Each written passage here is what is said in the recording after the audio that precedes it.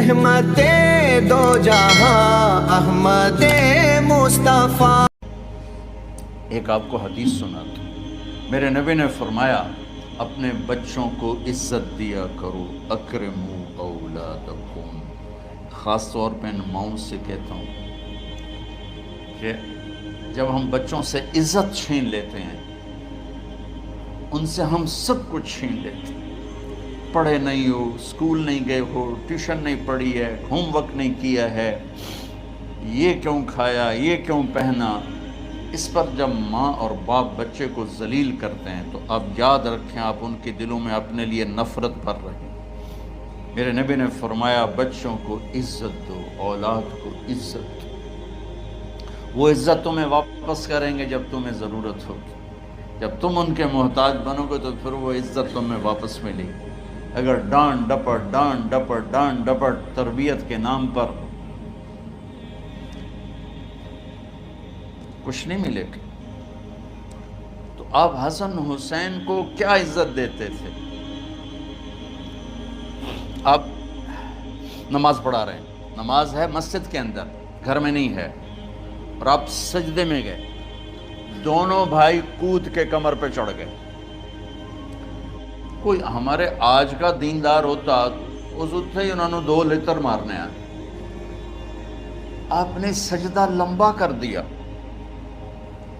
صحابہ کو خوف ہوا کہ آپ فوت ہو گئے۔ عبداللہ بن مسعود سر اٹھا کے دیکھا تو دونوں بھائی کمر پہ چڑھے ہوئے تھے اور آپ سجدے میں پڑے ہوئے تھے۔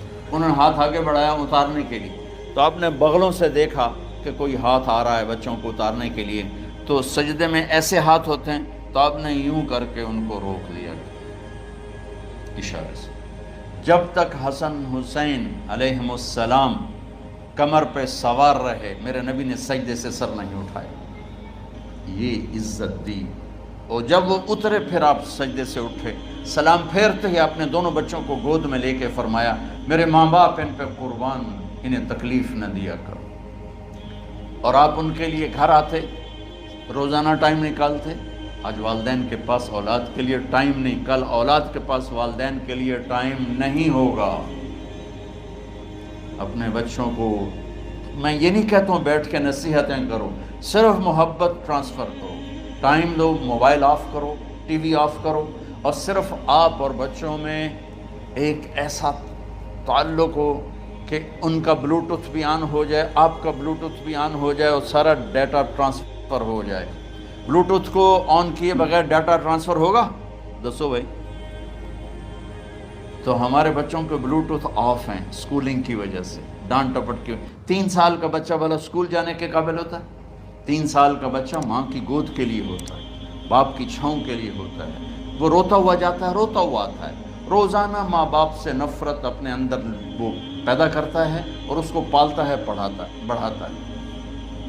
آپ گھر میں تشریف لاتے اور حسن حسین کے لیے گھٹنے ٹیک دیتے، ہاتھ ٹیک دیتے، آؤ بچوں اپنے اونٹ پہ چڑھ جاؤ۔ دونوں بچوں کو کمر پہ چڑھا کے اور پورے کمرے میں چکر لگاتے تھے ایسے۔ پھر پوچھتے تمہاری سواری کیسی ہے، اونٹ کیسا ہے؟ پھر دونوں کو اتار کے زینب کو بٹھاتے اور زینب کو پورے کمرے کا چکر لگواتے۔ شہنشاہ ہے انبیاء، انبیاء کے بادشاہ نہیں، پوری کائنات کی اللہ تعالیٰ نے آپ کو بادشاہی عطا فرمائی، سرداری عطا فرمائی، اور کائنات کی سب سے زیادہ مصروف ترین اور ذمہ دار ترین ہستی روزانہ بچوں کے لیے ٹائم نکالتے تھے۔